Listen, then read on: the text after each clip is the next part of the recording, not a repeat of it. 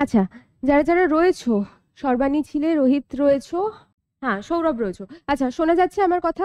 Proper clear শোনা যাচ্ছে? পরপর একটু রেসপন্স করবে। বেশ।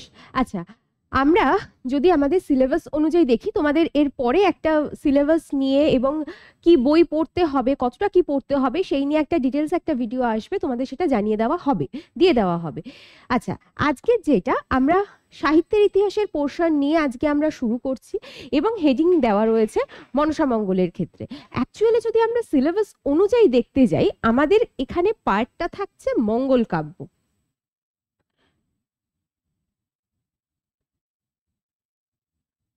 এবং তার অন্তর্ভুক্ত আমরা এখানে তিনটে বিষয় পেয়ে যাচ্ছি। মনসামঙ্গল পাচ্ছি, চণ্ডীমঙ্গল পাচ্ছি এবং ধর্মমঙ্গল পাচ্ছি। এবং সব থেকে আশ্চর্যজনক বিষয় যে আমাদের এখানে মঙ্গল কাব্য বলে তিনটে পার্ট তো দিয়ে দেওয়া হয়েছে, কিন্তু মঙ্গল কাব্যের ক্ষেত্রে বা মনসামঙ্গলের ক্ষেত্রে স্পেসিফিক কোনো কবি তার কথা উল্লেখ করা হয়নি। মানে আমি যদি বলি বিজয়গুপ্ত বা নারায়ণ দেব বা কেতকাদাস ক্ষেমানন্দ, যে কার গ্রন্থটা আমরা পড়বো বা পাঠ করব সেটার উল্লেখ নেই। উপরন্তু এই যে ধরো চণ্ডীমঙ্গল থাকছে, চণ্ডীমঙ্গলের মধ্যেও কিন্তু সেখানে আক্ষেটিক খণ্ড, বণিক খণ্ড ইত্যাদি বিভাজন থাকছে। কোন খণ্ডটা আমাদের পড়তে হবে সেরকম কিন্তু স্পেসিফিক কিছু মেনশন করে দেওয়া নেই। নেট সেটের ক্ষেত্রে তোমরা যারা পরীক্ষা দাও বা এইসবের সঙ্গে যুক্ত রয়েছো, তারা দেখবে বা এসএসসির ক্ষেত্রেও এরকম কিন্তু সেক্ষেত্রে মেনশন করে দেওয়া থাকে, আমাদের এই অংশে আপাত পর্যন্ত দেওয়া নেই। কাজেই সেই ক্ষেত্রে যখন আমরা শুরু করব, হ্যাঁ একটু কষ্টকর যে আমাদের ধরে নিতে হবে যে যাবতীয় যারা কবিরা রয়েছেন তাদের সবার সম্পর্কেই আমাদের পড়তে হবে।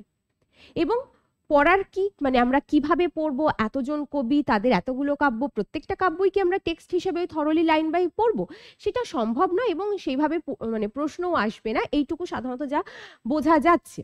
তাহলে এখন আমাদের কি করণীয়? আমরা মঙ্গল কাব্য থেকে স্টেপ বাই স্টেপ এগোচ্ছি। যে মুহূর্তে আমরা মনসামঙ্গলে ঢুকবো সেই মুহূর্তে আমরা জানবো আমাদের পরবর্তী কাজকর্ম কি। আচ্ছা, মঙ্গল কাব্য সম্পর্কে আমরা গ্র্যাজুয়েশনের সময় থেকে পড়ে আসছি, একদম বাংলা সাহিত্যের ইতিহাস প্রথম আসছে। প্রথম গ্র্যাজুয়েশনে যে বইটা অসিত কুমার বন্দ্যোপাধ্যায়ের একটা লাল রঙের বা কখনো ব্লু কালারের কভারওয়ালা একটা বই আমাদের হাতে ধরিয়ে দেওয়া হচ্ছে, মানে আমরা কিনছি, অনেকে সুকুমার সেনের বই কিনছে, অনেকে দেবেশ আচার্যর বই কিনছে, যা কিছু সাহিত্যের ইতিহাসের একাধিক বই। আমাকে একটু বলো তো মঙ্গল কাব্য সম্পর্কে তোমাদের ধারণাটা কি, যে মঙ্গল কাব্য অ্যাকচুয়ালি কি? মাইক অন করতে পারবে? অনামিকা মাইক অন করতে পারবে তো? হ্যাঁ, মাইক অন করে তোমরা আমাকে বলতে পারো যে মঙ্গল কাব্য বলতে তোমরা কি বুঝছো, কি আছে তার মধ্যে, একটু তোমাদের কাছ থেকে শুনি, বলো। দেখো এই যে মাইক অন করা বা হ্যাঁ একদম, কে হাত তুলেছো? রোহিত, বলো। হ্যাঁ বলো, শোনা যাচ্ছে, বলো বলো বলো, শোনা যাচ্ছে, বলো। মানুষের কল্যাণ সাধনের জন্য যে স্তুতি গান দেবদেবতাদের শোনাতো তাকে মঙ্গল কাব্য বলা হয় আর কি সাধারণ মধ্যে। আচ্ছা, বেশ, ঠিক আছে। আচ্ছা, সাধারণত এই যে রোহিত যেমন রেসপন্স করলে, বাকিরা অবশ্যই ভাবে রেসপন্স করো। এইরকম মাইক ফেসিলিটি বা তোমাদের এই অংশগুলো একদম তোমাদের জন্য রাখা হয়েছে, যাতে অনলাইনে যারা ক্লাস করছো তারাও যেন ওই অফলাইন ক্লাসের মতো ফিল করতে পারো, এই অনুভূতিটা যাতে তোমাদের মধ্যে আসে যে আমরা কথা বলতে পারছি না, আমরা শুনতে পাচ্ছি না, কিছু জিজ্ঞাসা করার ক্ষেত্রে সমস্যা হচ্ছে, এগুলো যেন ভুক্তভোগী হতে না হয়। আচ্ছা, চলে আসছে মঙ্গল কাব্যের ক্ষেত্রে। আমরা যদি দেখি মধ্যযুগীয় সাহিত্য ধারার ক্ষেত্রে সব থেকে জনপ্রিয় একটি সাহিত্য ধারা হচ্ছে মঙ্গল কাব্যের ধারা। অনুবাদ সাহিত্যের ধারা রয়েছে, একাধিক ধারা রয়েছে, চৈতন্য জীবনী সাহিত্য, আরাকান রাজসভা প্রচুর রয়েছে, কিন্তু মঙ্গল কাব্যের ধারাটা সব থেকে শ্রেষ্ঠ। এবার শ্রেষ্ঠত্বের অনেক ধরনের নিরিখ হয়, শুধুমাত্র শ্রেষ্ঠত্বের এইটা যদি আমরা একদম বেসিক ভাবে ধরি, কলেবরগত দিক থেকেও এর ধারাটা অনেক বড়। সময়কাল হিসেবে পঞ্চদশ শতক থেকে আমরা অষ্টাদশ শতক পর্যন্ত তার উল্লেখ পাচ্ছি। একটানা পঞ্চদশ শতক থেকে অষ্টাদশ শতক পর্যন্ত আমরা এর ব্যাপ্তিকাল সেই হিসেবে পেয়ে যাচ্ছি। কি আছে? মঙ্গল কাব্য মূলত দেবদেবীর প্রচারমূলক একটি ধারা। কিসের প্রচার হচ্ছে বা কোন দেবদেবীর? মানে দেবদেবীরও পাবলিসিটির দরকার হয়, মানুষ তো এমনিতেই ধর্মভীরু। কাদের কথা বলা হচ্ছে? লৌকিক দেবদেবীর কথা বলা হচ্ছে, মানে লৌকিক দেবতা। আচ্ছা, কিরকম তারা?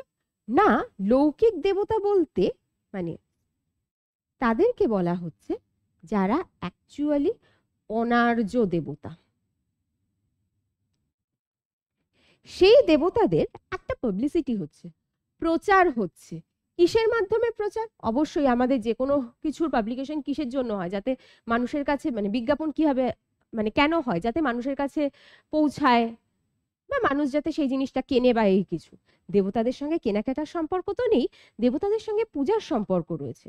অর্থাৎ এই যারা লৌকিক দেবদেবী রয়েছে তারা যাতে সমাজে পূজিত হন, পূজিত হন অর্থাৎ সমাজের উচ্চ শ্রেণীর ক্ষেত্রে পূজিত হয়ে যান। এবার যেটা বলা হলো, আমি যখন একদম প্রাইমারি হিসেবে জিজ্ঞাসা করলাম যে মঙ্গল কাব্যটা কি, আমাকে রোহিত উত্তর করলো যে মানুষের মঙ্গলের জন্য যে কাব্য রচিত হয়েছে বা যেরকম গান হতো সেটা হচ্ছে মঙ্গল কাব্য। একই, মানে একদমই ঠিক। এই মঙ্গল শব্দটার শুভ বোধ জাত মঙ্গল, এমন কাব্য বা এমন কবিতা যার পঠন বা শ্রবণের মধ্য দিয়ে উভয়েরই পুণ্য লাভ হয়, যিনি গান গাইছেন বা যিনি তা শ্রবণ করছেন। প্রথমত অবশ্যই শুভবোধ থেকে এই মঙ্গল বা মানুষের মঙ্গল সাধনের জন্য এই মঙ্গল। দ্বিতীয়ত গানটা গাওয়া হচ্ছে মঙ্গল রাগে। এইটা কিন্তু একাধিক অভিমত এই মঙ্গল নামটার পেছনে, কেন আমরা কাব্যটাকে মঙ্গল কাব্য বলবো তার পেছনের যুক্তি। শুভবোধ থেকে একরকম মঙ্গল পাচ্ছি, গানটা গাওয়া হচ্ছে মঙ্গল রাগে, সেই থেকে নামকরণ করা হচ্ছে মঙ্গল। তৃতীয়ত যেখানে বলা হচ্ছে এক মঙ্গলবার থেকে আর এক মঙ্গলবার অবধি গান গাওয়া হচ্ছে, যাকে নাম দেওয়া হচ্ছে অষ্টমঙ্গলা, এই থেকে নামকরণ করা হচ্ছে মঙ্গল।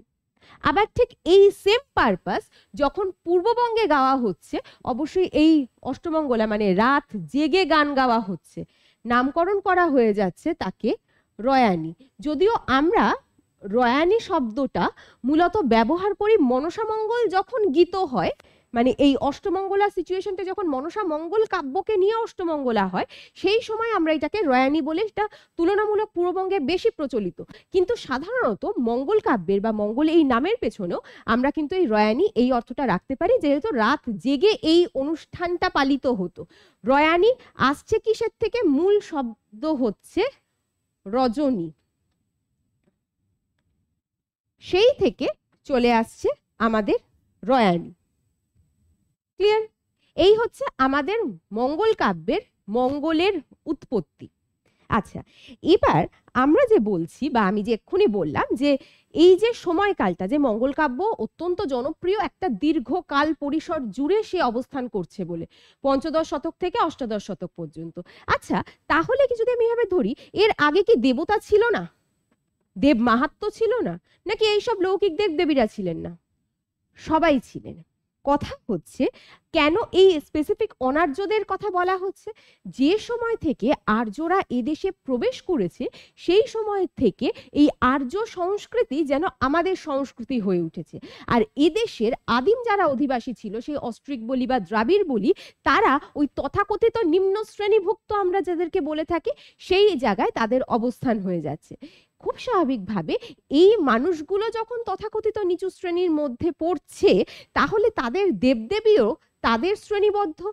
আর্যরা আসছে, তারা গ্ল্যামারাস চেহারা নিয়ে, তাদের দেবদেবীও গ্ল্যামারাস। ইন্দ্র, বরুণ, চন্দ্র, যাদের পোশাক পরিচ্ছদ খুব ভালো, অলংকার ভূষিতা, এই রকম ভাবে এই সব দেবদেবী তারা পূজা করছে। এদের ছোটখাটো দেবী মানে মনসা বলি, শীতলা বলি, চণ্ডী বলি, এই সমস্ত বন দেবদেবী বা এই যে শিবকে যেভাবে আনা হচ্ছে ধূলিধূসর ভস্য আবৃত, কারণ পুরাণে কিন্তু শিবের অস্তিত্ব নেই। ঠিক আছে, পৌরাণিক দেবতা বলতে আমরা কিন্তু শিবকে মানে মহাদেবকে সেখানে বুঝি না, সেখানে রুদ্রের উল্লেখ আছে, কিন্তু শিব আর রুদ্র যে এক, সেই কনসেপ্টটা কিন্তু তখন ছিল না। ইভেন অন্নদা মঙ্গলে, যদিও আমাদের অন্নদা মঙ্গল নেই, সেই সূত্রে বলে রাখা, যেখানে অন্নদা মঙ্গলে ওই দক্ষযজ্ঞ হওয়া এবং দক্ষের মুন্ড কাটা যাওয়ার ক্ষেত্রে দক্ষের স্ত্রী কিন্তু শিবকে এই যুক্তিটাই দিয়েছিল যে ইনি পুরাণ জানেন, পুরাণে শিবকে দেবতা হিসেবে উল্লেখ করা নেই। এই পাপের জন্য, পুরাণের দোষের জন্য কেন তাকে তার মস্তকচ্যুত করা হয়েছে, তারপরে অজমস্তক তার কাছে স্থাপন করা হয়েছে, ইত্যাদি ইত্যাদি। যাই হোক, এই সমস্ত কথা হচ্ছে যে তাহলে কি দেবতাদের অস্তিত্ব ছিল না? দেবতাদের অস্তিত্ব ছিল, কিন্তু সেই দেবতাদের এই যে প্রচার করার এই বিষয়টা ছিল না। আমরা যদি ধরতে যাই, মানে একদম মনসামঙ্গল কাব্য যেগুলো গাওয়া আকারে গান করা হতো, যার লিখিত রূপ ছিল না, সেই হিসেবে যদি এই সময়কাল ধরতে যাই, এই সময়টা আরো পিছিয়ে যাবে, হয়ে যাবে ত্রয়োদশ শতাব্দী। যদি গেয় অর্থে পাই, লিখিত রূপে না, ভালো করে ভাববে, গেয় অর্থে যদি পাই, কোনো প্রচারমূলক র্যাপার বাদে যদি তাকে পাই, সেই সময়টা হয়ে যাচ্ছে ত্রয়োদশ শতাব্দী। আচ্ছা, এবার তাহলে এই দেবদেবীর সমীকরণের বিষয়টা কি দাঁড়াচ্ছে? খুব বিস্তারিতভাবে যদি না যাই, সংগঠিতভাবে সমাজে আর্যরা আসলো, আর্যরা পুজো করবে, উদ্ভব ঘটলো পুরোহিত শ্রেণী। পুরোহিতদের কাজকর্ম কি? মানুষকে ভয় দেখানো, একদম। এই যজ্ঞ করো, এই দোষ বিনাশ হয়ে যাবে, এই দেবীকে তুষ্ট করো, এই হয়ে যাবে, এত পরিমাণ দান করো, এত পরিমাণ দক্ষিণা দাও। পুরোহিতরা আসলো, পুরোহিতরা কি হিসেবে দেবতাকে সৃজন করলেন? মানুষ কিসে ভয় পাচ্ছে, একদম দেখো তো, এই কনসেপ্টগুলো না বেশ খানিকটা জুড়ে জুড়ে রয়েছে। একদম আদি মানব তারা যখন প্রকৃতিকে ভয় পেতে শুরু করলো, ঝড়কে তারা ভয় পাচ্ছে, বৃষ্টিকে ভয় পাচ্ছে, তারা যদি আগ্নেয়গিরির অগ্নুৎপাত হচ্ছে সেগুলো ভয় পাচ্ছে, কোনো বন্য জন্তুকে ভয় পাচ্ছে, এই ভয় থেকেই তাদেরকে তুষ্ট করার একটা মানসিকতা তাদের মাথায় ঘুরতে থাকলো। সৃষ্টি হয়ে গেলেন। সর্প ভয় থেকে দেবী মনসা, সিংহের ভয় থেকে রায়মঙ্গল মানে দক্ষিণ রায়, বনবিবির আখ্যান স্থাপিত হয়ে গেল। এইগুলো হচ্ছে টুকরো টুকরো বিষয় এই কারণে। আচ্ছা, এই হচ্ছে প্রাথমিকভাবে। কাজেই এই যে দেবদেবীর বা এই যে অনার্য দেবদেবী বা দেবতার, এইটার দেবদেবীদের জন্মের মূলে রয়েছে হচ্ছে তাদের মানে মানুষের ভীতি বা মানুষের বিশ্বাস, তা কাজ করছে।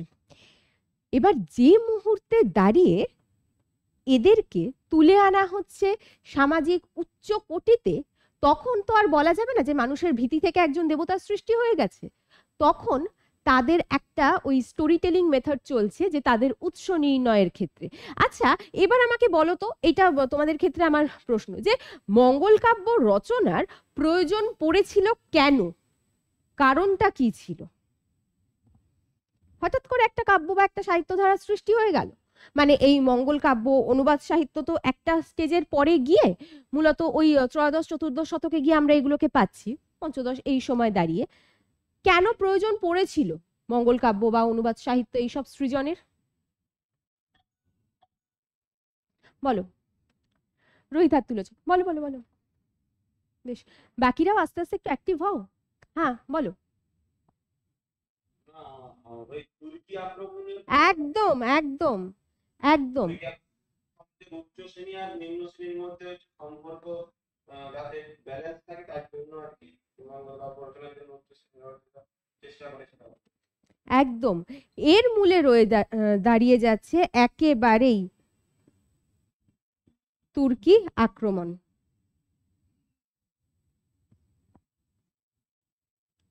আচ্ছা, একটা নতুন জনজাতি, একটা নতুন ধর্ম নিয়ে তাদের অনুপ্রবেশ ঘটছে। প্রথমে অত্যাচার তো তারা হচ্ছে, তারপর তারা ধীরে ধীরে এই অঞ্চলে বা এই বঙ্গে বাস করতে শুরু করেছে। ধর্মটা প্রথম থেকে জানাচ্ছে কথা যে হ্যাঁ, জোর করে ধর্মান্তরিতকরণ তো একটা পোর্শন পর্যন্ত হয়েইছে, তার তো কোনো কথা হবেই না। তারপরে গিয়ে এই ধর্মটা মানে এই ইসলাম ধর্ম কিছুটা আপোষের মধ্যে আসছে। সেই ধর্ম দেখাচ্ছে যে আমরা উদার, আমাদের মধ্যে তথাকথিত বিভাজন নেই, হিন্দুদের সমাজে যেরকম বিভাজন রয়েছে।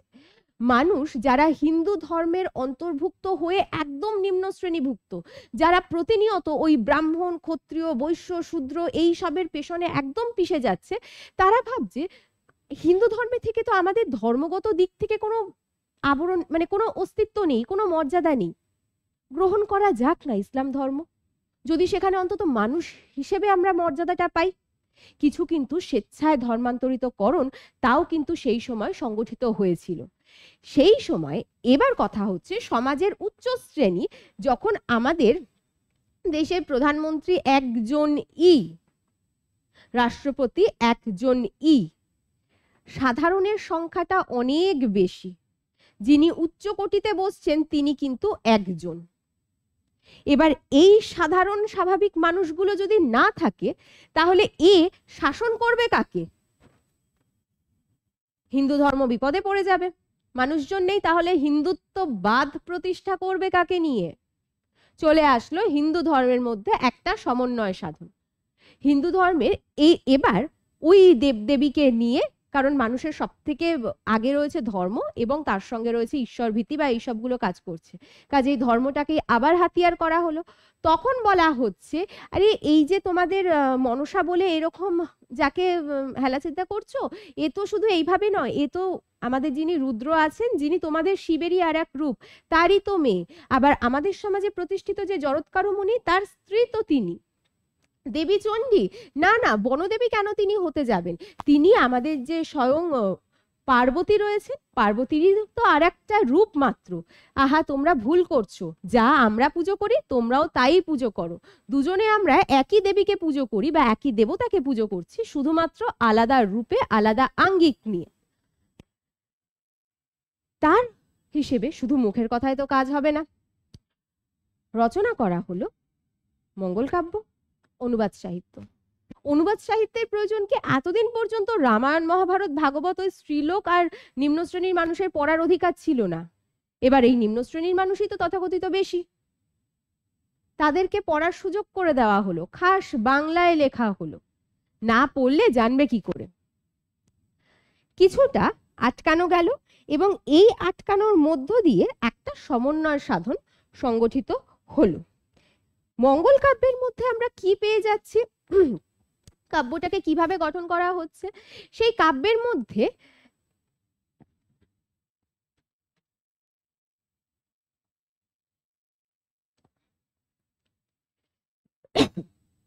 গ্রন্থোৎপত্তির কারণ থাকবে। ফার্স্টে তো দেববন্দনা থাকছে,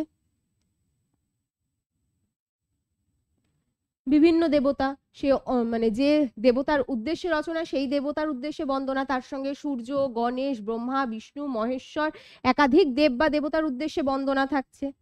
থাকছে গ্রন্থোৎপত্তির কারণ,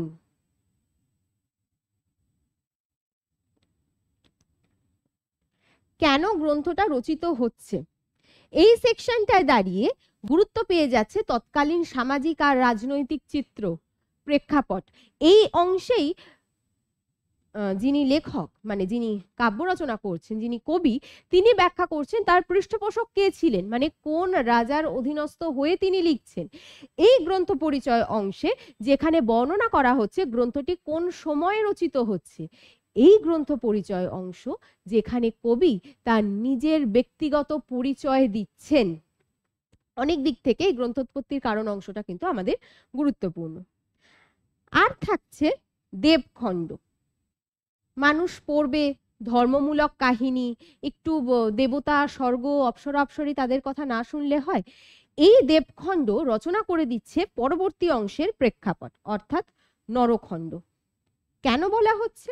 এই যে মঙ্গল কাব্যের যে সমস্ত চরিত্রকে কেন্দ্র করে কাহিনী রচিত হয়েছে, মানে বেহুলা লক্ষিন্দর, ওই উষা অনিরুদ্ধ, বা ওইদিকে শ্রীমন্তের আখ্যান বা যা কিছু হোক না কেন, মানে কালকে তো ফুল্লরার যে আখ্যান, এরা সকলেই ওই দেবখণ্ডের, হয় দেখাচ্ছে কোনো অপ্সরা, না হলে কোনো গন্ধর্ব, না হলে ইন্দ্রপুত্র, যেমন এই জয়ন্ত যে আসছে পরবর্তীকালে, তারা অভিশপ্ত হচ্ছে।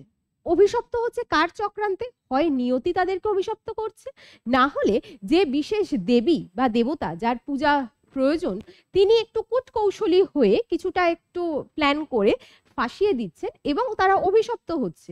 অভিশপ্ত হচ্ছে, তারা মর্তে আসছে এবং সেই দেবী যেন তাদের ওপর তখন তুষ্ট, যে আমার পূজা প্রচার করো, তোমাদের অভিশাপ দশা কাটিয়ে আবার স্বর্গে ফিরিয়ে নিয়ে যাব।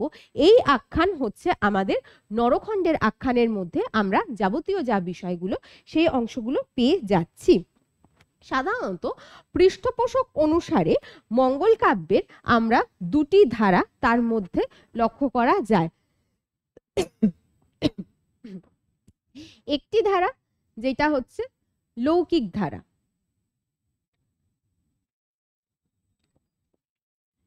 অপর একটি ধারা, যেইটা হচ্ছে পৌরাণিক ধারা।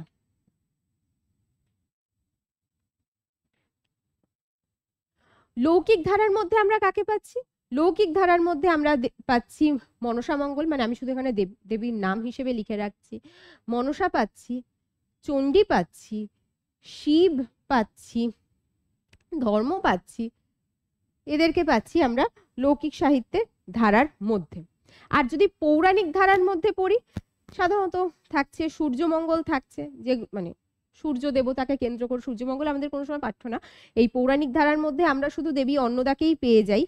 অন্নদা থাকছেন, গঙ্গা থাকছেন, মানে সূর্যমঙ্গল, অন্নদা মঙ্গল, গঙ্গা মঙ্গল ইত্যাদি হচ্ছে এই রচনার একমাত্র বিষয়। এখন কথা হচ্ছে এই যে আমরা এগুলোকেও মঙ্গল কাব্য হিসেবে অভিহিত করছি, আবার অন্যদিকে যখন চৈতন্য জীবনী সাহিত্য আসছে সেক্ষেত্রেও কিন্তু গ্রন্থগুলোকে চৈতন্য মঙ্গল হিসেবে অভিহিত করা হচ্ছে। কিন্তু একদমই খেয়াল রাখবে যে চৈতন্য মঙ্গল বা এই জাতীয় মঙ্গল আর আমাদের মঙ্গল নামকরণ দিয়ে যে মঙ্গল, দুটি কাব্যধারা কিন্তু একেবারেই এক নয়, মানে শব্দের অর্থগত দিক থেকে কিন্তু তা এক নয়। ওই মঙ্গলে আমরা কি পাচ্ছি? যে চৈতন্য জীবনীকে নিয়ে রচিত হচ্ছে এমন কাব্য বা সাহিত্য, সেই হিসেবে মঙ্গল। সেখানে কিন্তু মঙ্গলের সঙ্গে শুভ বোধ বা শুভ চেতনা এইগুলো কিন্তু কার্যকর নয়।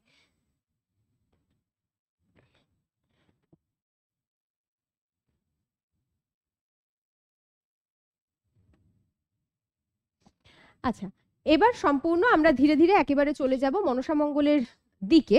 তার আগে মঙ্গল কাব্যের মধ্যে আমরা আর কি পেয়ে যাচ্ছি? সেখানে ওই দেবদেবীর যুদ্ধকে কেন্দ্র করে একটা আখ্যান যদি রচিত হয়, সেটা হবে পয়ার আর ত্রিপদী ছন্দের ক্ষেত্রে বলা হচ্ছে।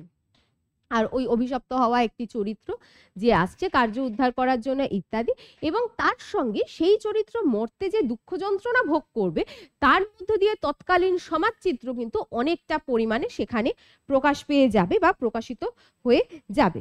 আচ্ছা, এবার চলো একেবারে চলে আসছি আমরা মনসা মঙ্গলের আখ্যানের প্রসঙ্গে।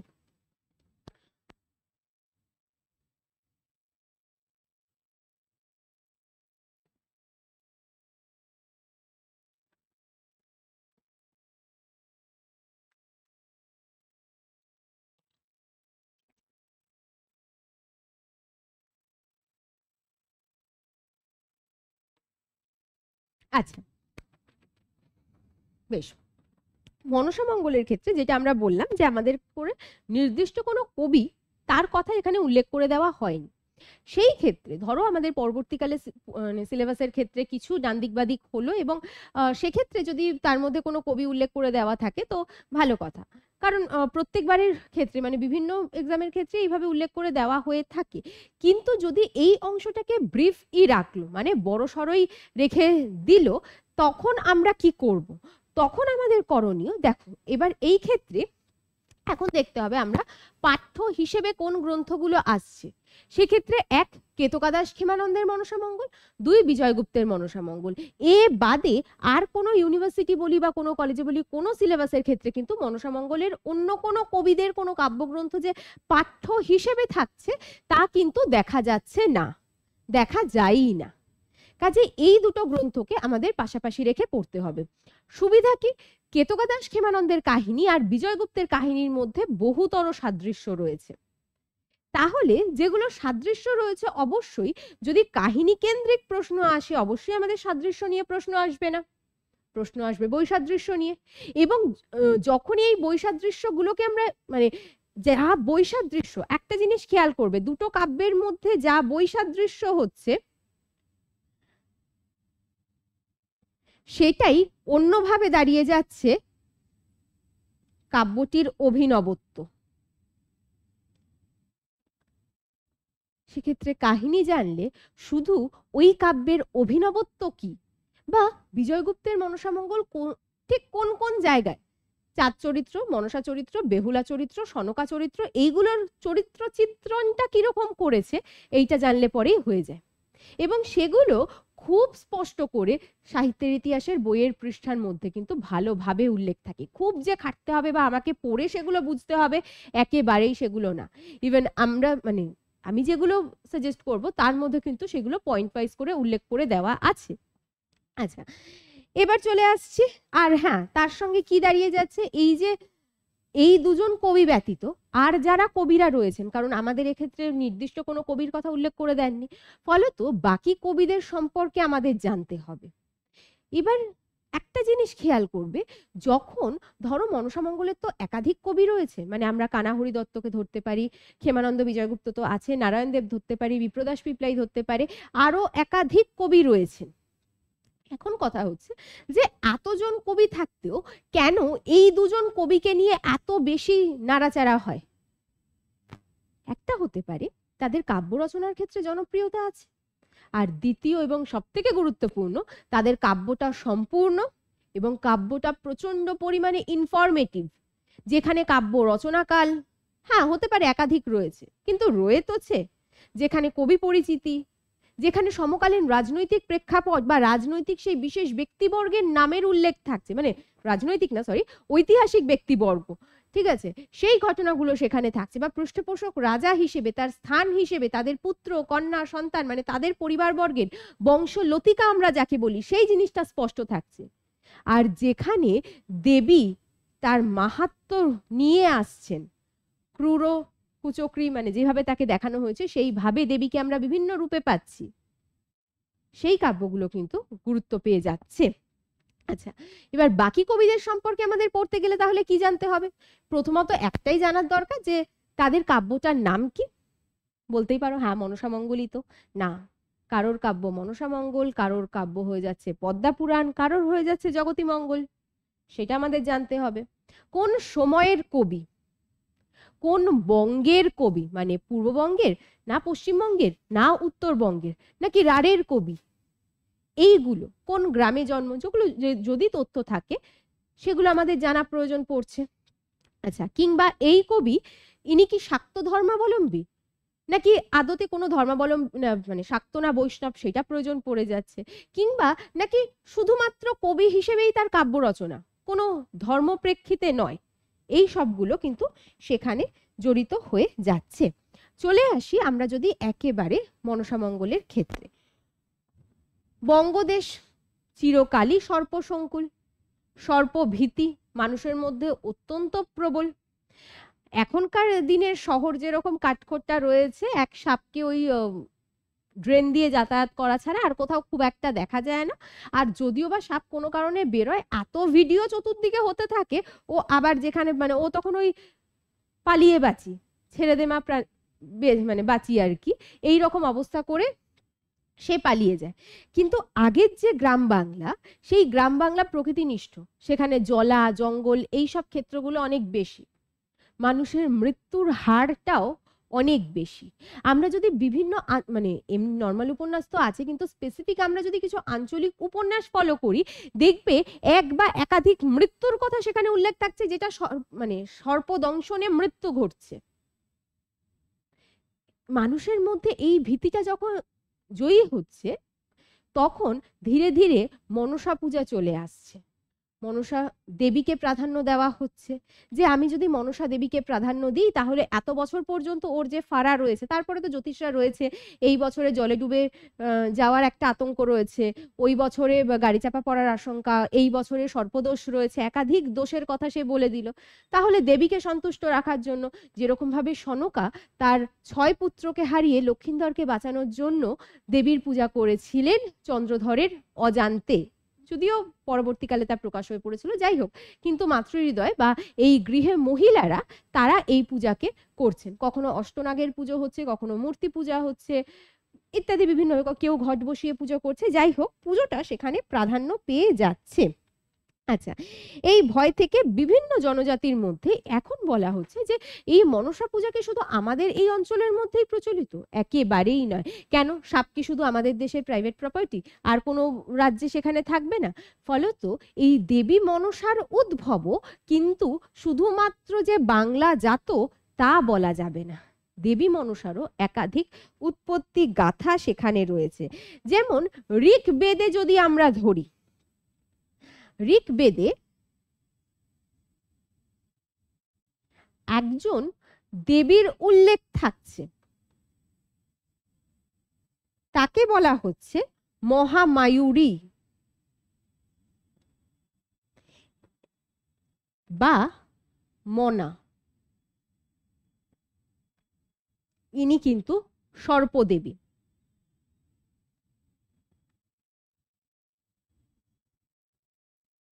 মহাযান বৌদ্ধ তারা আর এক দেবীকে পূজা করছেন, তার নাম জাঙ্গুলি তারা।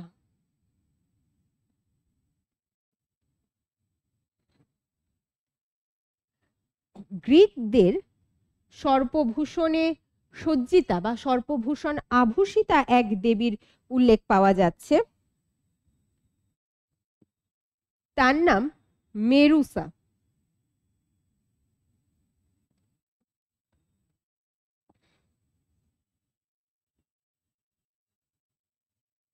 জৈনদের এক সর্পদেবী যাকে তারা উল্লেখ করছেন পদ্মাবতী।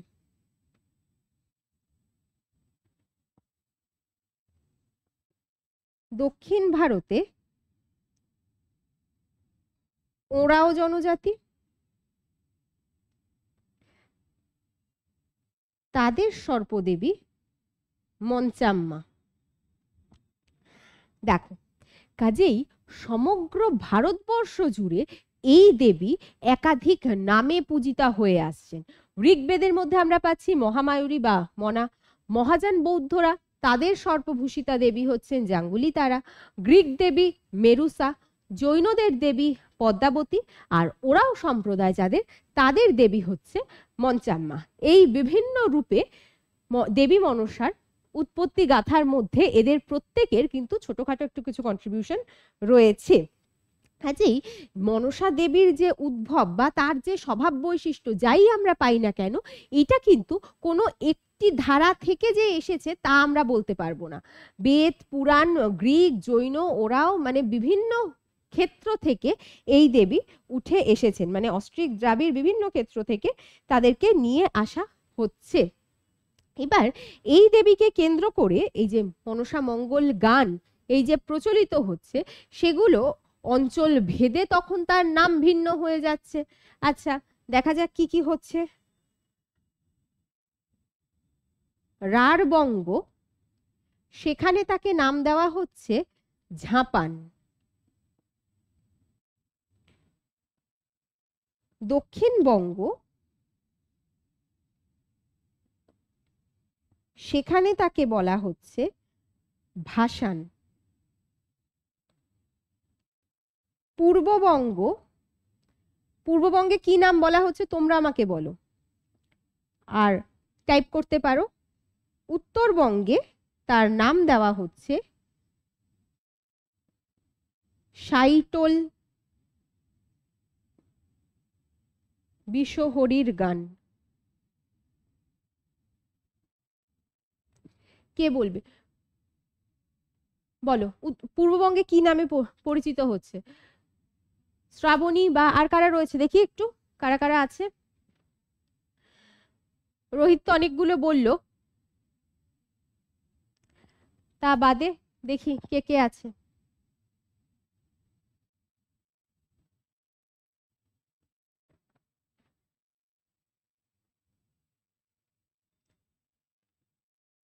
বাকিরা বলো। আচ্ছা, এগুলো হচ্ছে মনসা মঙ্গল বিভিন্ন অঞ্চল ভেদে যে পরিচিত হচ্ছে একাধিক নাম নিয়ে, সেই নামের কথা এখানে বলা হচ্ছে। রাঢ়বঙ্গে ঝাপান, দক্ষিণবঙ্গে ভাসান, পূর্ববঙ্গেরটা তো তোমরা আমাকে জানাবে, আর উত্তরবঙ্গে হচ্ছে সাঁইটোল বিশহরীর গান এই নামে পরিচিত রয়েছে। চটপট আমাকে এটা জানো, পূর্ববঙ্গে কি নামে মনসা মঙ্গল প্রচলিত?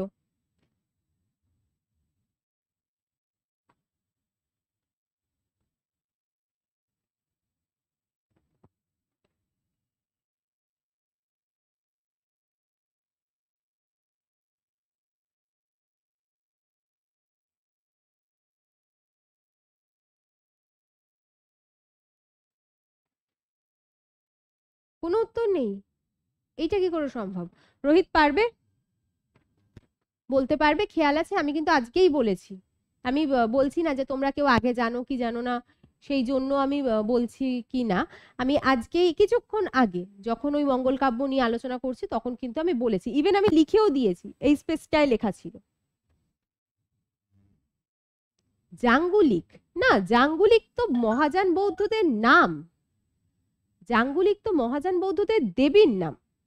ও কেন জাঙ্গুলিক বললে? না, জাঙ্গুলিক মানে হচ্ছে, ও সরি, জাঙ্গুলিক মানে হচ্ছে সাপুড়ে। হ্যাঁ, বলো রোহিত।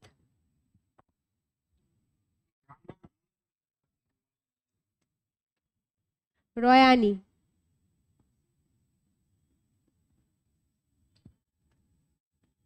চলো ঠিক আছে, চেষ্টা করেছো, ঠিক আছে, রয়ানি, এই তো শ্রাবণী বলে দিয়েছে একদম। আচ্ছা, জাঙ্গুলিক বলছো না, জাঙ্গুলিক মানে হচ্ছে সাপের ওঝা, সাপের যে ওঝা তাকে বলা হচ্ছে জাঙ্গুলিক। ঠিক আছে, কাজে এই গেল হচ্ছে আমাদের মনসামঙ্গলের ফার্স্ট স্লট, যে যেখানে আমরা দেবী মনসাকে কি কি নামে পাচ্ছি, আর দেবী মনসাকে কেন্দ্র করে যে আখ্যানগুলো রচিত হচ্ছে সেগুলো এই বিভিন্ন সেকশনে কি নামে প্রচলিত থাকছে।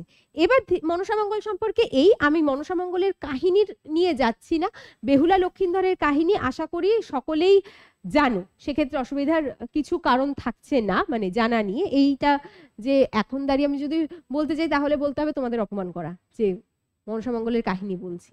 যাই হোক, এবার চলে আসি কবিদের প্রসঙ্গে, যেইটা আমাদের পরবর্তী পার্ট এবং খুব গুরুত্বপূর্ণ একটা সেকশনে সে দাঁড়িয়ে যাচ্ছে। অসিত কুমার বন্দ্যোপাধ্যায় বা সুকুমার সেন, তারা এই যে মনসামঙ্গলের কবিদের রয়েছেন, এই কবিদের তিনটি ধারায় ভাগ করেছেন। কিসের ভিত্তিতে?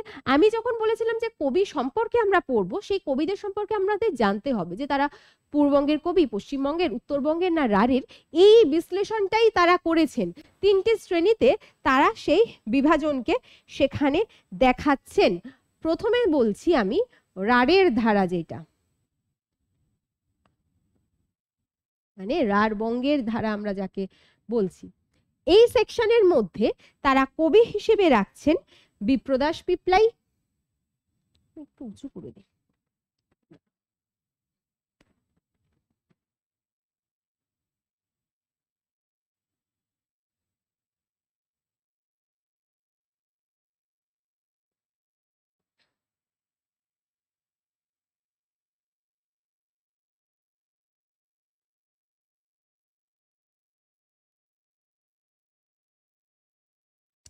থাকছেন কেতকা দাস ক্ষেমানন্দ,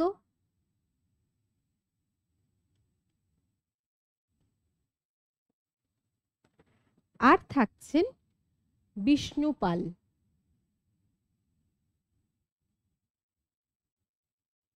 সাধারণত বিপ্রদাস পিপ্লাই, কেতকা দাস ক্ষেমানন্দ এই নামগুলোর সঙ্গে আমরা পরিচিত, যাদের নামের সঙ্গে আমরা পরিচিত নই, যেরকম এরকম একটি নাম আসলো। দ্বিতীয়ত যেটা হচ্ছে পূর্ববঙ্গের ধারা,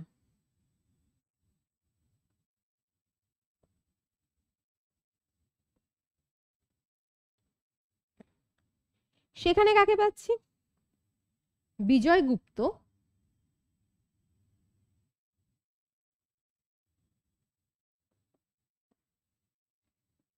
নারায়ণ দেব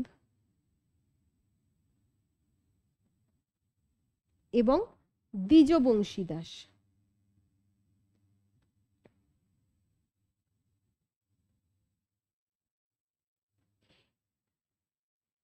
এই দ্বিজবংশী দাস কিন্তু সেই দ্বিজবংশী দাস যার কন্যা চন্দ্রাবতী ওই ময়মনসিংহ পালায় আমরা যার উল্লেখ পাই, ঠিক আছে, মানে যে রামায়ণ লিখেছিলেন মহিলা কবি যিনি, এই দ্বিজবংশী দাসের কন্যা।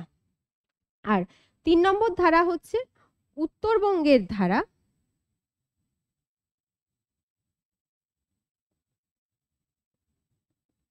বা আমরা যাকে বলছি কামরূপী ধারা।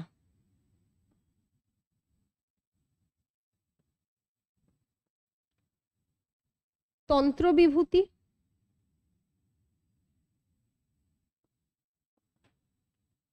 জগজ্জীবন ঘোষাল,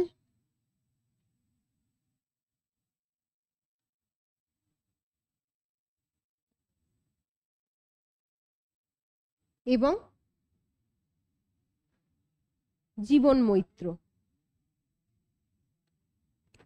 এই দিয়ে তারা তিনটে ভাগ করেছেন। অসিত কুমার বন্দ্যোপাধ্যায়, খেয়াল রাখবে এটা কিন্তু অসিত কুমার বন্দ্যোপাধ্যায় আর সুকুমার সেন তাদের অভিমত অনুযায়ী এই বিশ্লেষণটা অসিত বন্দ্যোপাধ্যায়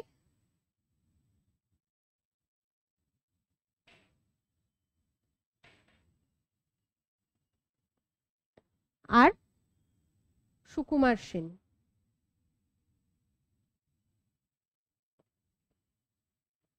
তাদের অভিমত অনুযায়ী এই বিশ্লেষণগুলো বা এদের নামগুলো আমরা পেয়ে যাচ্ছি।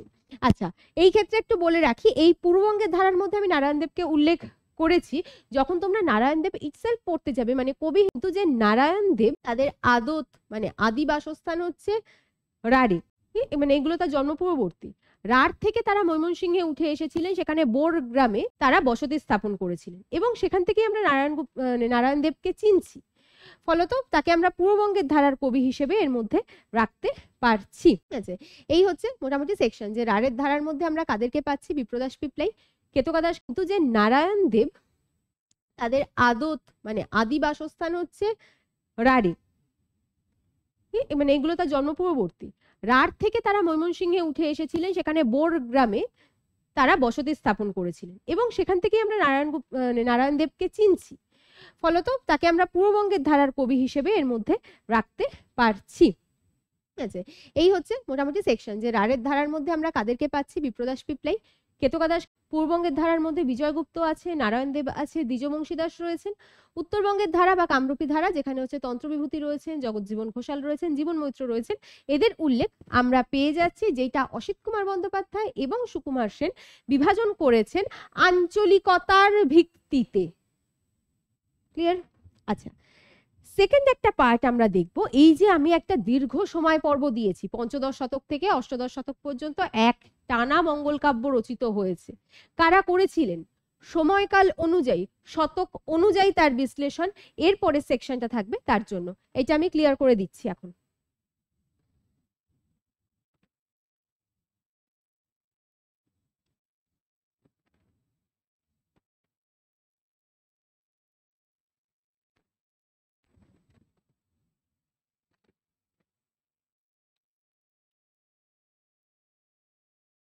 শতাব্দীর পরিপ্রেক্ষিতে আমরা দেখতে দেখতে যাব।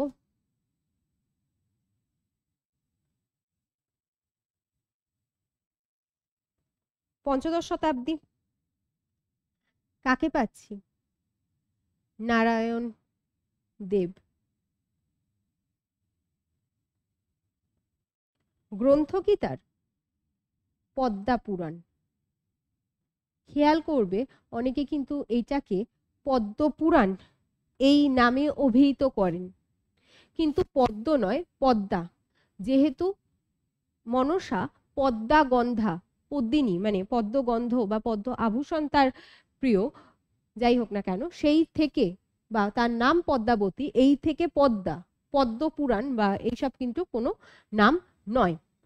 আচ্ছা, দ্বিতীয়ত বিজয়গুপ্ত।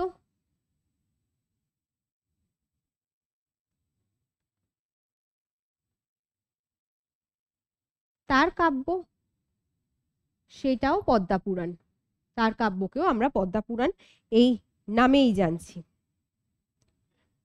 3 নম্বর বিপ্রদাস পিপলাই।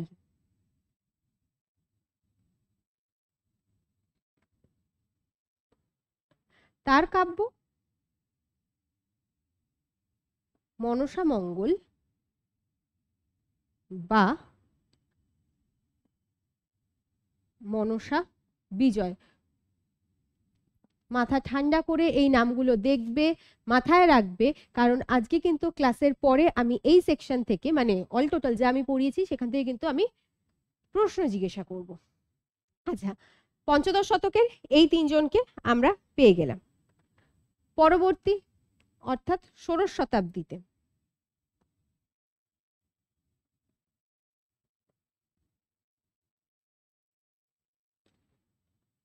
সেখানে কাকে পাচ্ছি, দেখা যাচ্ছে তো? হ্যাঁ, সেখানে আসছেন গঙ্গাদাস সেন,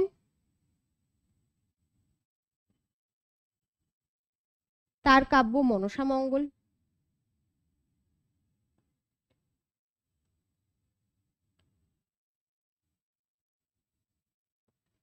রায় বিনোদ তার কাব্য মনসা মঙ্গল।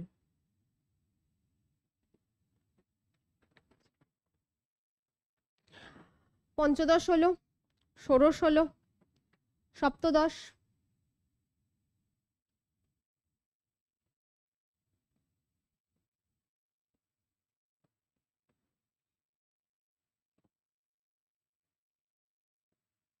কেতকাদাস ক্ষেমানন্দ,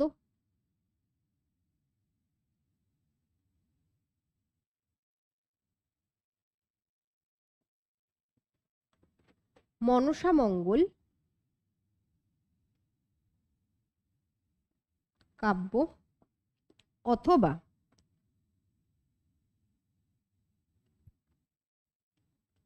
জগতী মঙ্গল, অথবা যেহেতু তার নাম ক্ষেমানন্দ সেই সূত্রে তার কাব্যকে বলা হয়ে থাকছে ক্ষেমানন্দী।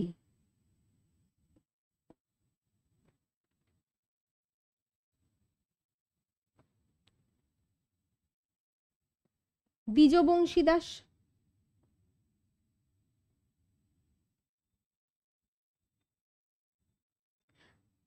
আচ্ছা আচ্ছা আমাকে বলো তো, পড়তে পড়তেই বলো, দ্বিজবংশী দাস কোন ধারার কবি?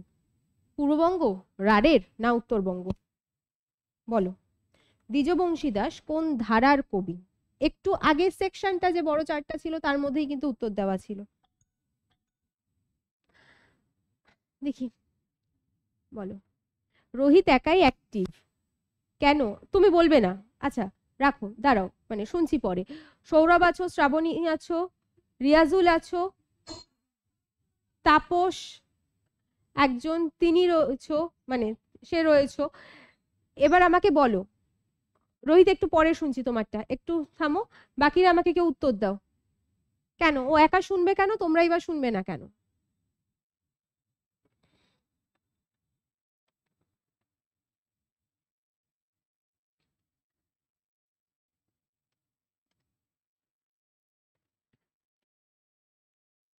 আচ্ছা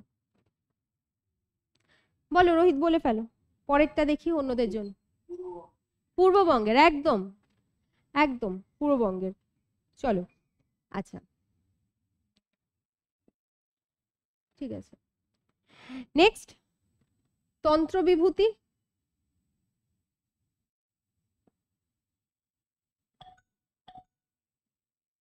হ্যাঁ সৌরভ বলো।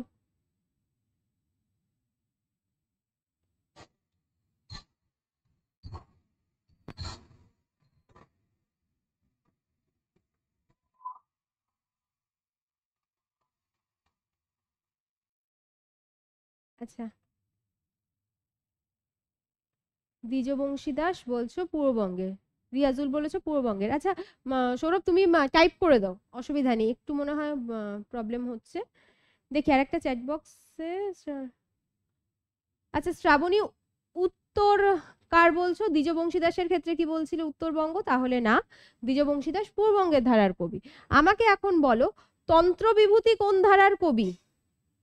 তন্ত্র বিভূতিকে আমরা কোন ধারার মধ্যে পাচ্ছি? টাইপ করে বলো, অসুবিধা নেই।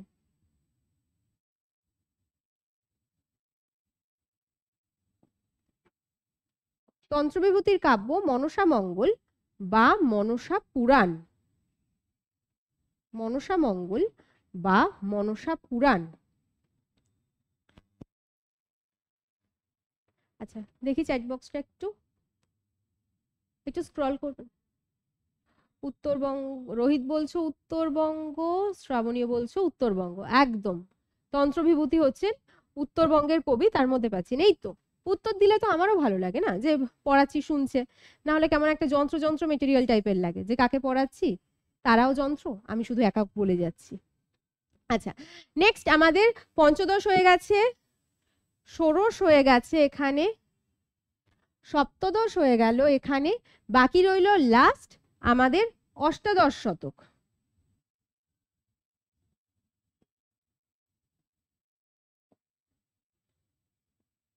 অষ্টাদশ শতক আমাদের লাস্ট থাকছে এখানটায়। আচ্ছা, এই সময় দাঁড়িয়ে আমরা কাদেরকে পাচ্ছি, তাদের কাব্যগুলো কি থাকছে? প্রথম জগৎজীবন ঘোষাল। আচ্ছা, এবার তোমরা এখানে আমাকে প্রশ্ন করতে পারো যে এখানে আমরা অনেকের কথা পাবো এই সূত্র ধরে, যে যাদের নাম ধরো অসিত কুমার বন্দ্যোপাধ্যায় যিনি উল্লেখ করেছেন, কিন্তু আমরা এই লিস্টে পাবো না, মানে শতকের কবি বা এই হিসেবে উল্লেখ পাবো না, কিংবা অনেক কবির নাম আমরা এখানে পাবো যাদের উল্লেখ অসিত কুমার বন্দ্যোপাধ্যায় বা সুকুমার সেন করেননি। না করার কারণ অবশ্যই তাদের তথ্যে, মানে কবিদের তথ্যের অসম্পূর্ণতা, যেখানে তারা স্পষ্ট করেননি যে তারা কোন জায়গা থেকে বিলং করছেন, কোন অঞ্চলের বাসিন্দা তারা, ফলত সেই সূত্রে তাদের বিভাজন সেখানে নেই। আচ্ছা, জগৎজীবন ঘোষাল বলো, জগৎজীবন ঘোষাল ছিল নিশ্চয়ই এখানে, হ্যাঁ থাকার তো কথা। জগৎজীবন ঘোষাল, জগৎজীবন ঘোষাল কোন বঙ্গের কবি? তার কাব্য হচ্ছে একই নাম থেকে যাচ্ছে, মনসা মঙ্গল। টাইপ করে দাও ফটাফট উত্তর, দেখি কে ফার্স্ট হয় আগে। জগৎজীবন ঘোষাল কোন বঙ্গের কবি?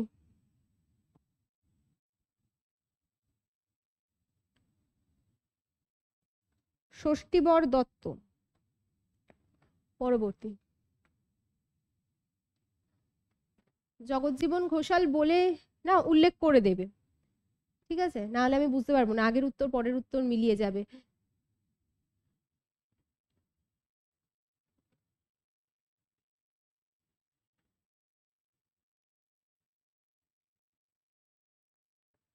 ষষ্ঠীবর দত্ত, পদ্মা পুরাণ, এখানে আমার আর জায়গা ধরছে না, কোথায় লিখছি, জগৎজীবন উত্তরবঙ্গের, শ্রাবণী বলছে জগৎজীবন উত্তরবঙ্গের, একদম জগৎজীবন উত্তরবঙ্গের। আচ্ছা, আমি না এই জায়গাটা একটু লিখে দিচ্ছি, হ্যাঁ, এদিকে আর দেখা যাচ্ছে না মোটামুটি, ঠিক আছে। 3 নম্বর এদের অষ্টাদশ শতকের দ্বিজ রসিক,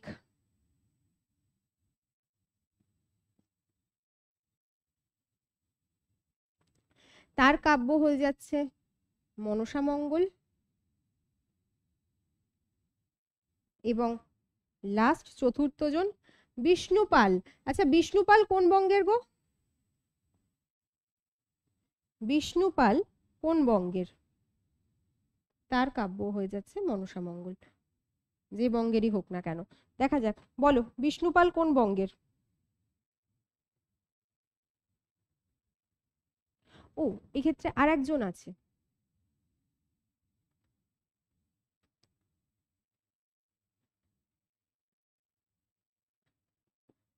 বানেশ্বর রায়, কাব্য মনসা মঙ্গল। বানেশ্বর রায় কাব্য মনসা মঙ্গল। আচ্ছা, বিষ্ণুপাল কোন বঙ্গের কবি? চটপট উত্তর দাও।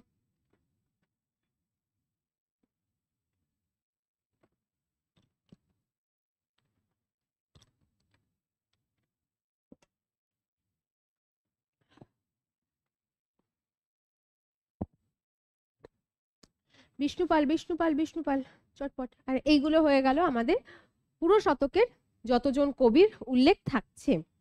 কাজেই 3, এদিকে 2, 5, 6, 7, 8, 8 আর 5, 13 জন টোটাল আমরা এখানে মনসা মঙ্গলের কবির উল্লেখ পেলাম।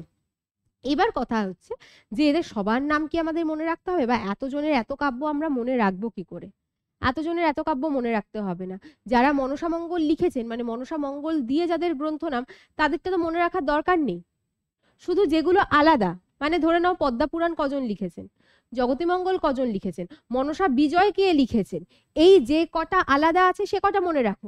বাকি সবাই তো কারণ মনসা মঙ্গলই লিখেছে, সেগুলো মনে রাখার 13 জনের দরকার নেই। যে কজনের আলাদা, এরা দুজন পদ্মা পুরাণ লিখেছেন, দ্বিজ বংশীদাস পদ্মা পুরাণ লিখেছেন, আর বাকি সব বেশিরভাগ, আচ্ছা ষষ্ঠীবর দত্ত পদ্মা পুরাণ লিখেছেন, বাকি সব বেশিরভাগই মনসা মঙ্গল রয়েছে। একমাত্র কেতকা দাসের ক্ষেত্রে দুটো অপশন দেওয়া রয়েছে, জগতী মঙ্গল আর ক্ষেমানন্দী। আচ্ছা, রিয়াজুল বলেছে বিষ্ণুপাল রাঢ়বঙ্গের, একদম ঠিক, বিষ্ণুপাল রাঢ়বঙ্গের কবি। বেশ, এই হচ্ছে এই অংশের মধ্যে দাঁড়িয়ে। এবার এতজনের উল্লেখ তো হলো, এতজন কবির কথা যদিও আমাদের পড়তে হবে না, এতজনের উল্লেখ থাকছে না, সেক্ষেত্রে কয়েকজনকে নিয়ে আমাদের কারবার। কিন্তু মনসামঙ্গলের আদি কবি এদের মধ্যে কেউই নয়। আমাকে বলতে পারবে মনসামঙ্গলের আদি কবি কে? কারোর খেয়াল আছে? মনসামঙ্গলের আদি কবি কে? তার গ্রন্থটা কিন্তু খণ্ডিত, এবং তিনি যে আদি কবি, কে আছো দেখি? রোহিত বলো, বলো বলো বলো বলো বলো। আর একবার। হরিদত্ত, একদম ঠিক। হরিদত্ত, যাদেরকে মানে যিনি অনেক সময় কানা হরিদত্ত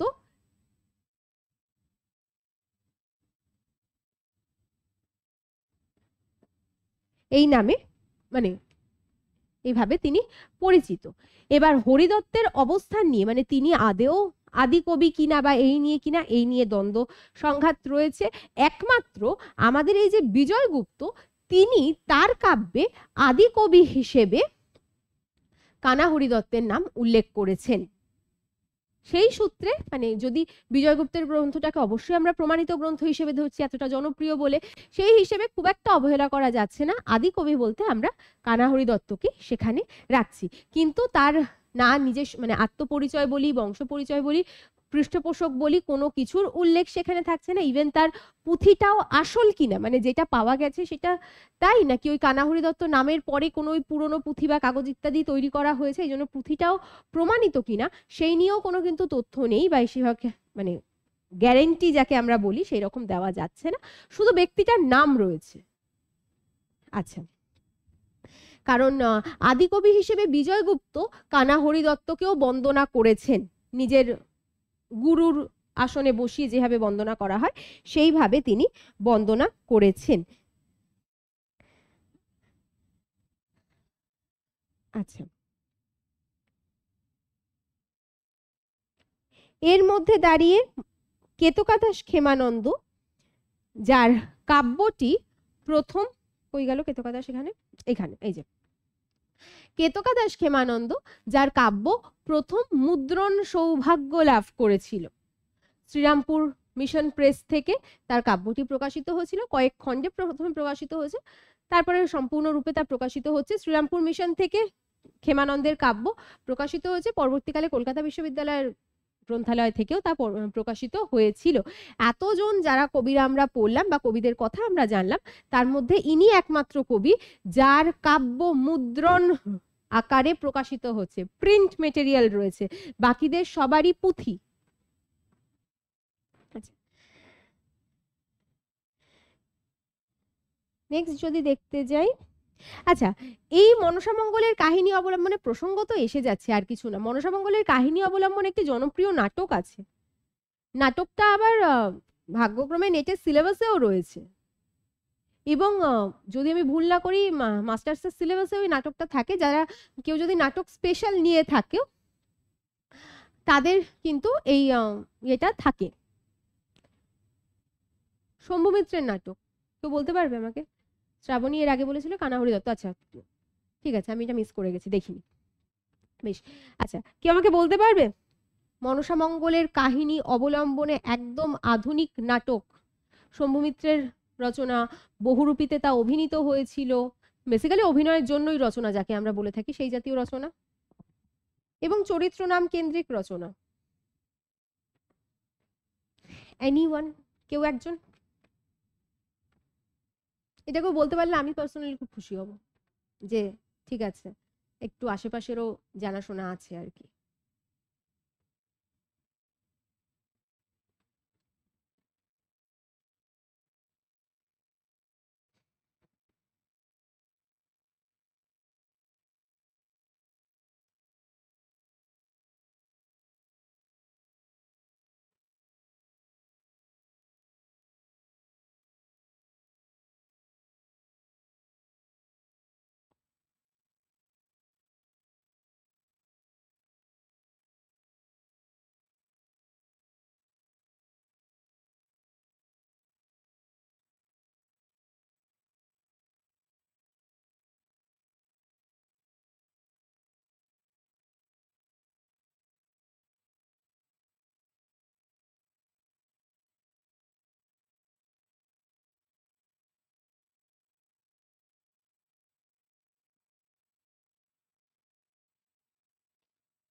তাপস বলছো, তাপস পাল, চাঁদ বণিকের পালা, এই তো পরপর উত্তর, একদম ঠিক, চাঁদ বণিকের পালা করা রচনা হয়েছিল।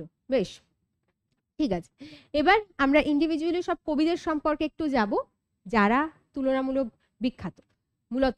মূলত আজকে মানে আমি যেরকম বলেছিলাম যে সবারটা তো থাকছেই, আমরা কেতকা দাস ক্ষেমানন্দ আর বিজয় গুপ্তকে নিয়ে একটু স্পেশালি আলোচনা করব, কারণ আছে আলোচনার।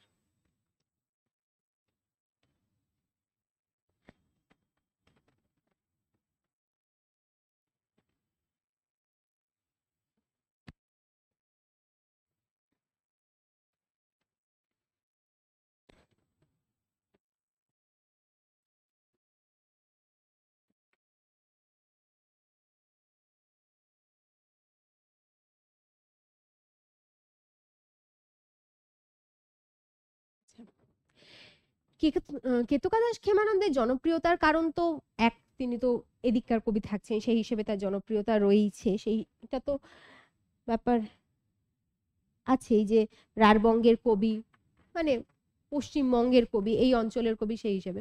বিপরীতে দাঁড়িয়ে রয়েছেন বিজয়গুপ্ত, যিনি পূর্ববঙ্গের কবি।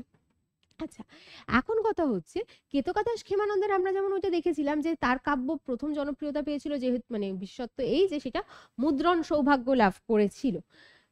বিজয়গুপ্তের জনপ্রিয়তার আরেকটা কারণ হচ্ছে, মানে মূল কারণ যেটা, যে প্রথম বিজয়গুপ্তের কাব্যই এমন কাব্য যে কাব্যটি ছিল পূর্ণাঙ্গ। বিজয়গুপ্ত সময়ের দিক থেকে দেখতে গেলে বিজয়গুপ্তের পরবর্তী কবি, বেশ খানিক সময়ের পরের কবি কেতকা দাস ক্ষেমানন্দ। একদম প্রথম স্লটে আমরা যে কবিদের পাচ্ছি তিনি হচ্ছেন বিজয়গুপ্ত। বিজয়গুপ্ত প্রথম পূর্ববঙ্গের কবি যিনি তার কাব্যটি পূর্ণাঙ্গ আকারে প্রকাশ করেছিলেন, মানে পূর্ণাঙ্গ, যার পুঁথিটা পূর্ণাঙ্গ। কারণ তিনি যদি তার গুরু হিসেবে আমরা ধরে নিই কানাহরি দত্তকে রাখছেন, তাহলে কানাহরি দত্তের গ্রন্থটি অসম্পূর্ণ, তিনি সেটা উল্লেখও করেছেন যে সেই গ্রন্থটি অসম্পূর্ণ। তাহলে তার গ্রন্থটি প্রথম পূর্ণাঙ্গ গ্রন্থ, সেই গ্রন্থের মর্যাদা পেয়ে যাচ্ছে। প্রাক চৈতন্য যুগের পূর্ববঙ্গের কবি, মানে পূর্ববঙ্গের তো বটেই, এমনকি প্রাক চৈতন্য যুগের আমরা পঞ্চদশ শতক ধরেছি, তা একদম প্রথম দিকে সেটা হয়ে যাচ্ছে। বাংলাদেশে জন্ম, ফুল্লশ্রী, মানে বাংলাদেশের বরিশাল জেলায় ফুল্লশ্রী গৈলা গ্রামে, তার গ্রামেরও উল্লেখ থাকছে, ওই ঘাগর আর ঘণ্টেশ্বরী দুই নদীর মধ্যবর্তী গ্রাম, সেই গ্রামে তার জন্ম হচ্ছে। কাব্য প্রকাশ, বরিশাল থেকে তার কাব্য প্রথম প্রকাশিত হয়েছিল, এগুলো তথ্য আকারে তোমাদের রয়েছে, এই জন্য আমি আর দিচ্ছি না। বিজয়গুপ্তের কাব্যের, কেতকা দাস ক্ষেমানন্দের কাব্যের বা অন্যান্য কাব্যের মধ্যে যে সন্তারিক পাওয়া যাচ্ছে সেটা একটি মাত্র, কিন্তু বিজয়গুপ্ত তার কাব্যে যে ওই মানে পুঁথিটা, যে বিভিন্ন রকম ভাবে পুঁথি যখন হ্যান্ড ওভার হচ্ছে, কারণ তার মূল পুঁথি তো পাওয়া যায়নি, সেই পুঁথির অনুলেখন হয়েছে এরকম স্টেপ বাই স্টেপ, এই অনুলেখনের সূত্র ধরে তার ওই যে গ্রন্থের সময় কালের যে তারিখ, যে শ্লোক সংখ্যা, সেইটা ধীরে ধীরে পরিবর্তিত হয়ে যাচ্ছে, এবং সেই পরিবর্তনের সূত্রে একটা নয় দুটো নয় প্রায় 3টে সন নিয়ে গোলমাল, যেগুলো নিয়ে প্রশ্ন আসার সম্ভাবনা, এবং ইভেন এগুলো নিয়ে প্রশ্ন আসেও। আচ্ছা, তার পৃষ্ঠপোষক, মানে তিনি যে সুলতান হিসেবে উল্লেখ করছেন, তার পৃষ্ঠপোষক ছিলেন হোসেন খাঁ।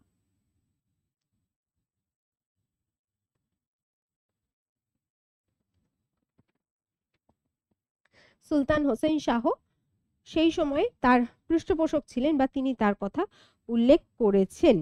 আচ্ছা, বলো বলো রোহিত।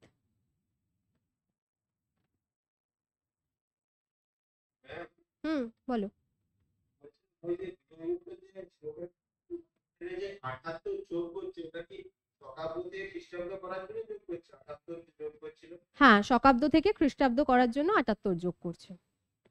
আচ্ছা। আচ্ছা, হ্যাঁ, একটা ভালো জিনিসও খুব বলেছে, কারণ প্রথম দিকে আমরা এই যে শ্লোকগুলো পাবো, বা যে কোনো গ্রন্থেরই যাই যে রচনাকাল বা যা কিছু থাকছে না কেন, সবগুলো কিন্তু শকাব্দে থাকছে, কারণ খ্রিস্টাব্দের ধারা তখনও এসে উপস্থিত হয়নি। এবার সেটা শকাব্দ থেকে আমাদের ট্রান্সফার করতে হবে। আচ্ছা, চলো, প্রথম যেটা রয়েছে, এবং সেই নিয়মটা কার্যকর হচ্ছে ওই যেটা যাদের মধ্যযুগ স্পেশাল ছিল হয়তো তারা জানবে, অঙ্কস্য বামাগতি, সেই নিয়মে প্রতিটা অঙ্ক হয়ে থাকছে।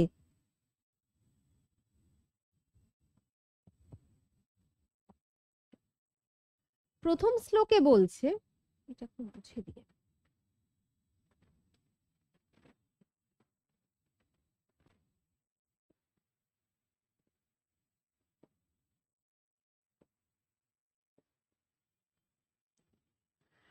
প্রথম শ্লোকে বলছে ঋতু শশী বেদ শশী পরিমিত শক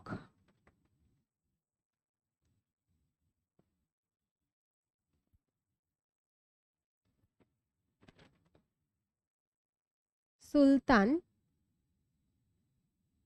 হোসেন শাহ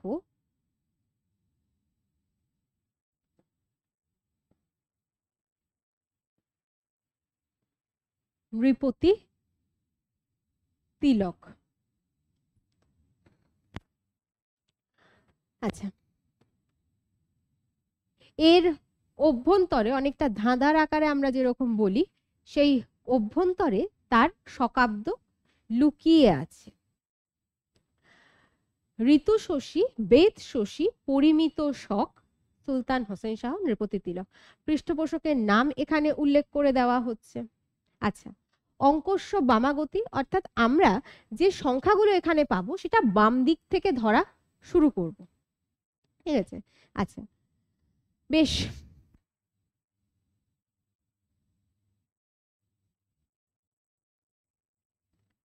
শশী মানে চাঁদ। আমরা ছোটবেলায় করেছিলাম না, একে চন্দ্র, দুয়ে পক্ষ, তিনে নেত্র, চারে বেদ, পাঁচে বান, ছয়ে ঋতু, সাতে সমুদ্র, আটে অষ্টবসু, নয়ে নবগ্রহ, 10-এ 10 দিক। অনেকটাই সেরকম। শশী অর্থাৎ চাঁদ, চাঁদ আর সূর্য একটি করেই রয়েছে। বেদ 4টে বেদ। শশী পুনরায়। ঋতু 6টা ঋতু, যদিও এখন 2-3টে ঋতুই বৈশিষ্ট্য আছে, বসন্ত হেমন্ত তো পাওয়াই যায় না। আচ্ছা, অঙ্কস্য বামাগতি এদিক থেকে আমরা ধরব 1416। কি পেলাম? শক, শকাব্দ। শকাব্দ থেকে খ্রিস্টাব্দ, যেটা এক্ষুনি রোহিত বলল, প্লাস 78। আমাকে বলো 78 যোগ করে কত হয়? 1416 সঙ্গে 78 যোগ করলে কত হয়?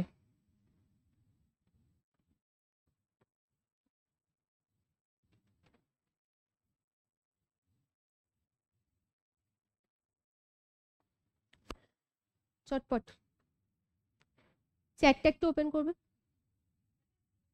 চ্যাটটা ওপেন করো। 1494 খ্রিস্টাব্দ।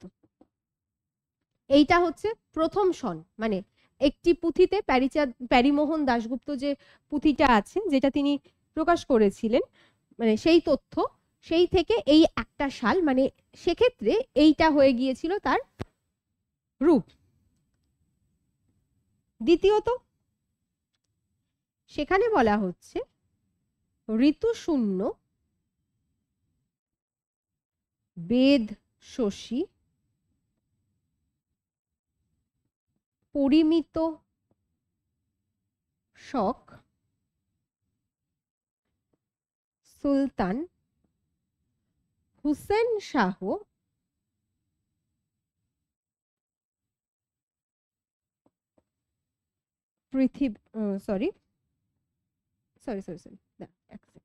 সুলতান হুসেন রাজা পৃথিবী পালক।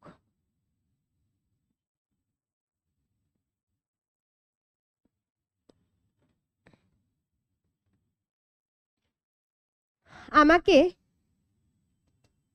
বলো কত শকাব্দ এখান থেকে পাচ্ছি?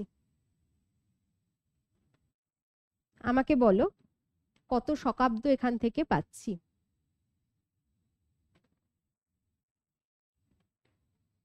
ঋতু শূন্য বেদ শশী পরিমিত শক সুলতান হোসেন শাহ পৃথিবী পালক। কত শকাব্দ এর মধ্যে থেকে আসছে?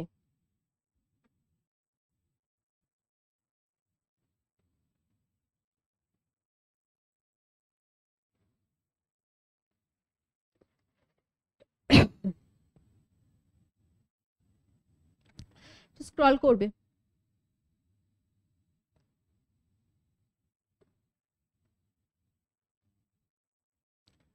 অনামিকা স্ক্রল করবে একটু।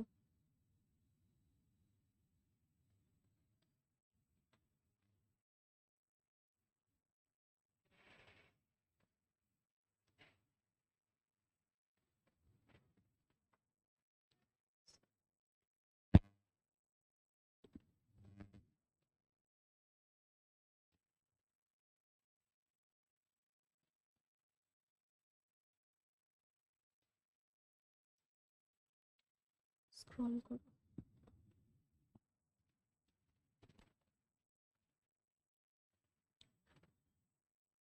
1406, একদম 6। বেশ, পরেরটাও বলে দাও।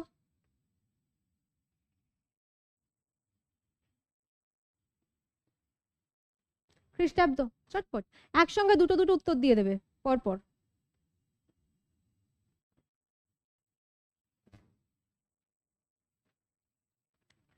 আচ্ছা, 1484। হুম, একই সঙ্গে শুরু করেছিলাম মঙ্গল কাব্যে, এখন চলছে অঙ্ক। আচ্ছা চলো নেক্সট। আর লাস্ট যেটা আমরা পেয়েছিলাম সেটা হচ্ছে মানে আরেকটি যেটা সূত্র লাস্ট, ছায়া শূন্য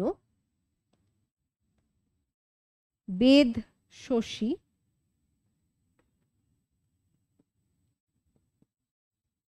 পরিমিত শখ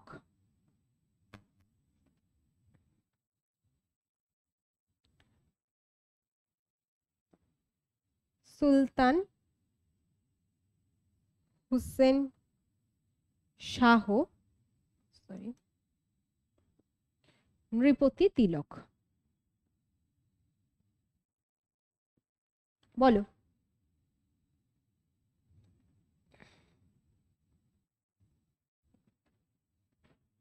শকাব্দ বলবে, খ্রিস্টাব্দ বলবে।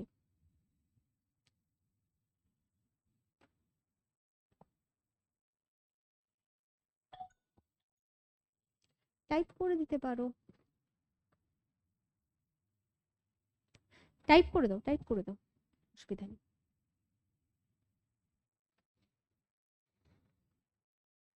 হুম,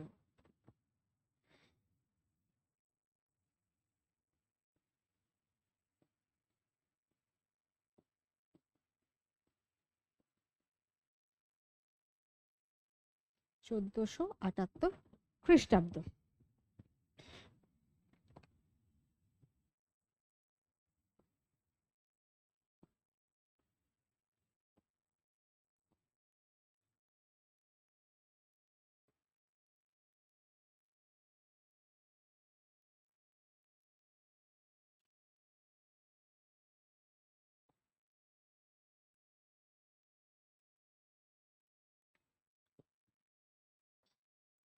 আচ্ছা, এবার এর মধ্যে, হ্যাঁ রিয়াজুলও বলেছো, একদম ঠিক। আচ্ছা, এবার এর মধ্যে দাঁড়িয়ে তাহলে আমরা ধরবো কোনটা পুঁথির কাল হিসেবে?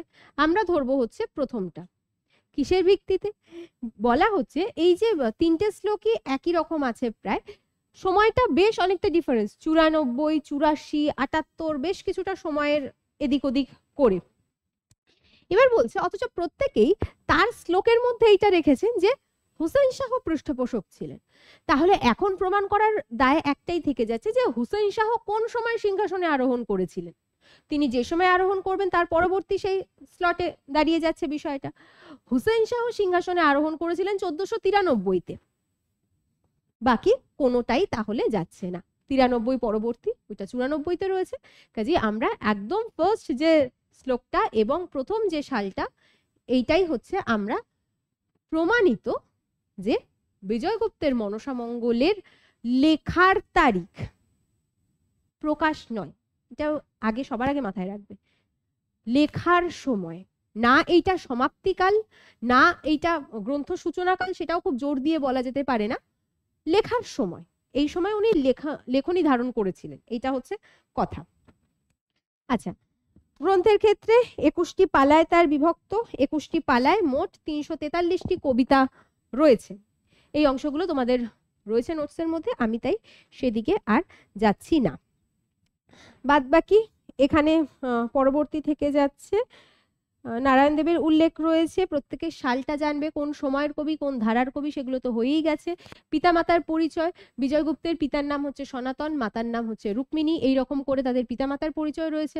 প্রত্যেকের কবি পরিচয় অংশে তাদের জন্ম পরিচয়, আত্মপরিচয়, সেই অংশগুলো দেওয়া রয়েছে, সেগুলো একটু দেখে নেবে। এবং তার সঙ্গে একে অপরের কাব্য থেকে কিভাবে আলাদা, সেইটা তো প্রত্যেকটা দেওয়া যায় না, কিন্তু প্রত্যেকের কাব্যের কি অভিনবত্ব, সেইটা এখানে দেওয়া রয়েছে। কিছু শর্ট কোয়েশ্চেন অ্যাড করা রয়েছে, সেগুলো দেখে নেবে। তোমাদের পিডিএফ হয়তো আজকের মধ্যে বা আজকালের মধ্যে দিয়ে দেবে, আজকের মধ্যেই দিয়ে দেবে। পিডিএফ আমি দিয়ে দিয়েছি, এটা রেডিও হয়ে গেছে অলরেডি হয়তো। আচ্ছা, সেই অংশগুলো রয়েছে। আর এখানে কাব্যের বিষয়বস্তু, কাব্য কাহিনীও রয়েছে, ঠিক আছে? যে যদি কোনো সময় কাহিনী পড়তে হয়, সেই হিসেবে দেবখণ্ড নরখণ্ড করে আলাদা করে কাহিনী বর্তমানও সেখানে রয়েছে। অন্যান্যদের এখন বলতে পারো যে বাকি কবিদের নিয়ে কেন আলোচনা হচ্ছে না বা এই সব কিছু, কেতকাদাস ক্ষেমানন্দ থেকে শুরু করে বাকি যারা কবি রয়েছেন প্রত্যেকের এইভাবে আলোচনা করার কোনো বিষয় নেই, মানে তাদের মধ্যে এত জটিলতা নেই। তারা নিজেদের নাম, পিতামাতার নাম নিয়ে স্পষ্টভাবে রয়েছে। তাদের গ্রন্থের সন্তারিখ বলতে একটা নির্দিষ্ট গ্রন্থের সন্তারিখই রয়েছে, তার এত কিছু শ্লোকেরও সেখানে উল্লেখ নেই। আর এই অঙ্কস্য বামাগতির তো কোনো প্রশ্নই আসছে না, ফলে যার মধ্যে উল্লেখ থাকছে সেটাই, আর কিছু এই অংশে আপাতত আমার বলার নেই। এখন যদি মনে হয় তোমাদের আমাকে কিছু জিজ্ঞাসা করার আছে এই সংক্রান্ত, বা মঙ্গল কাব্যের থেকে হোক, বা তোমাদের সিলেবাস সংক্রান্ত কোনো কিছু বিষয়, সেটা আমাদের জিজ্ঞাসা করতে পারো। আর যদি কোনো বিষয় হয় যে কোন বই পড়বো, কি পড়বো না করবো, সেটা তোমাদের আলাদা করে একটা ভিডিও দিয়ে দেওয়া হবে, সেখানে ডিটেলস থাকবে। এবার তোমাদের দিক থেকে কোনো প্রশ্ন থাকলে আমাকে করো।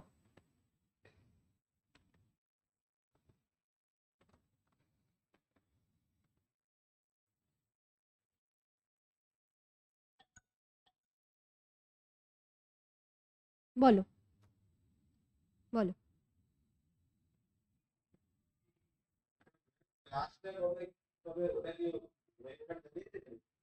হ্যাঁ, ক্লাস মানে রুটিন কবে থেকে হবে, ক্লাস শুরু হবে, কটা করে ক্লাস, এবং কোন ক্লাসে কি আলোচনা হবে, সবটা তোমরা মানে একটা একদম পারফেক্ট, যেরকম স্কুলের রুটিন দেওয়া হতো সেরকম আমাদের ইনস্টিটিউট নামক স্কুলটা থেকেও একটা রুটিন দেওয়া হয়, যেখানে ক্লাস, টাইম, ডেট সব কিছু মেনশন থাকবে, এবং এই সপ্তাহের মধ্যে সেটা দিয়ে দেওয়া হবে।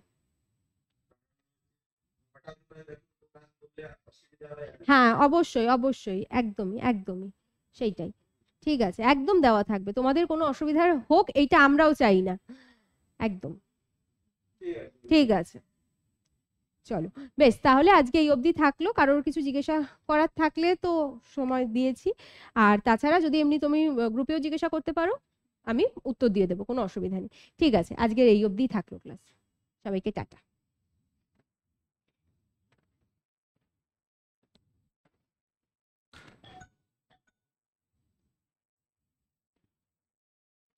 হ্যাঁ হ্যাঁ, শ্রাবণী কিছু বলবে, বলো শ্রাবণী।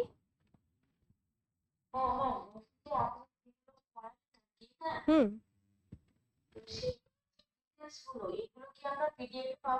একদম সব ডিটেলস রয়েছে, সব ডিটেলস আছে। না, এখান থেকে দেওয়া যে সবকিছু আছে সেটা বলছি না, আমি বলছি ডিটেলস সেখানে আছে। এইটা আমার ক্লাস ওয়ার্ক, আমার পড়ানোর জন্য এগুলো আমার লেগেছিল। ঠিক আছে, বেশ।